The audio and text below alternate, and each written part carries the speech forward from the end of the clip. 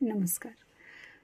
मला ना असं सगळ्या गोष्टींना असं मनातले सगळे बाहेर काढायचे. म्हणजे असं मनात काहीही ठेवायचं नाही. असं बघ बघा ना 2023 2023 हे वर्ष अत्यंत वाईट गेलं.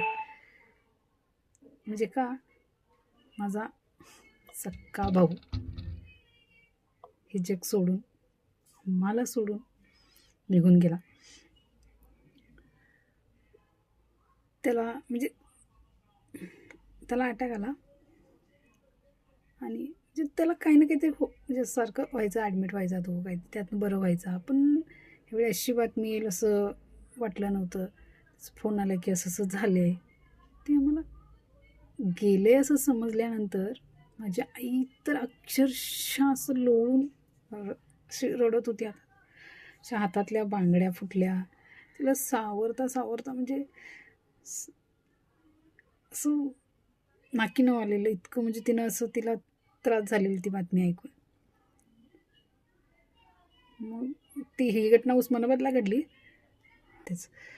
आणि उस्मानाबादला निघालो. आरसोली गाव, उस्मानाबादमधलं आरसोली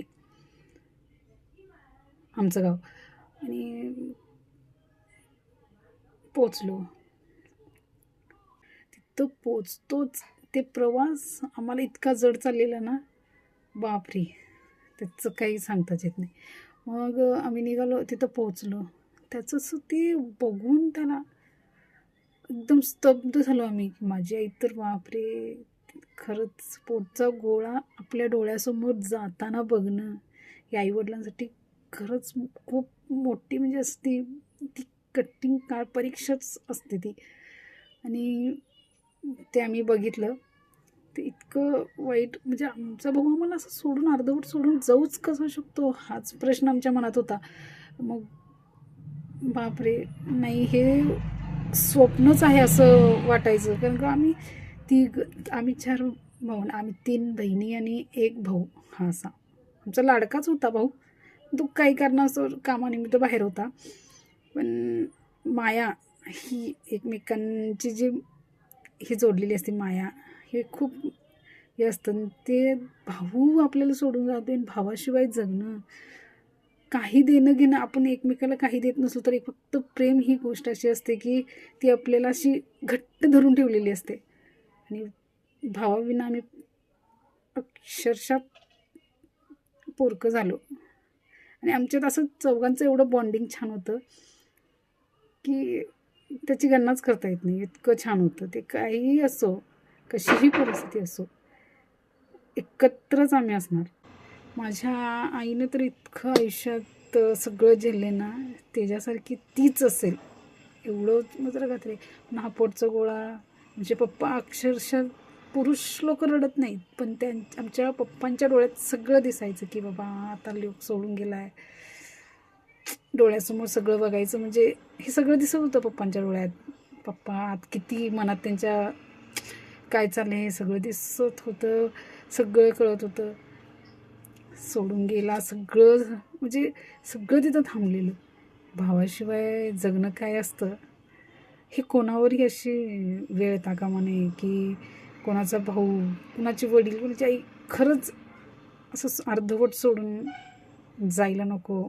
एवढंच आता तर मी तर प्रार्थना करते. कारण आम्ही जे दुःख झेलले ना 2023मध्ये, त्याची आयुष्यभर मला वाटत नाही की ते मनातून जाईल. कारण का आपण एकमेकांचे बघत असतो, भाऊ हे ते. आम्ही कधी काळी ना असं एकत्र होतो, तर कधी आमची भांडणंसुद्धा कधी आम्ही केलेली मला तर आठवत नाहीत, किंवा एकमेकाला आम्ही कधी वाईट बोलले असं आठवत नाही. असं आहे. कारण का आपण ज्या परिस्थितीतून वाढत असतो ना, तेच संस्कार आपल्यावर घडत असतात की आपण एकमेकांसोबत कसं वागलं पाहिजे, काय केलं पाहिजे. अक्षरशः आता आम्ही भावाविना पोरके झालो आहे. आणि आपल्याला एकमेकांकडून काही अपेक्षा नसते की ते भावानं आपल्याला काहीतरी द्यायला पाहिजे किंवा बहिणीने द्यायला. फक्त एकमेकांचं प्रेम हेच बांधून ठेवलं पाहिजे घट्ट, एवढंच मला वाटतंय. देणं घेणं हे काहीही नसतं आहे ह्या नात्यात, फक्त निस्वार्थी भावना असत्या. आणि आम्ही ते आता तर गमावून बसलो आहेच. आणि माझ्या आईवडिलांनी तर खूप मोठा धक्का पचवला जरी असला तरी मनात त्यांच्या कुठेतरी खंत आहे की आपला मुलगा आपल्याला सोडून, आपले आधार काठी सोडून तिचं गेले. पण त्याला एक प्रॉमिस आम्ही मनोमनी केलेले की नाना, म्हणजे आम्ही भावाला नाना म्हणायचो, नाना तू जरी हे जग सोडून गेला असलास तर तुझं स्थान जिथं आहे तिथंच ते कायम राहणार. तिथून तुला कुठेही हे जे आहे ते इथंच राहणार.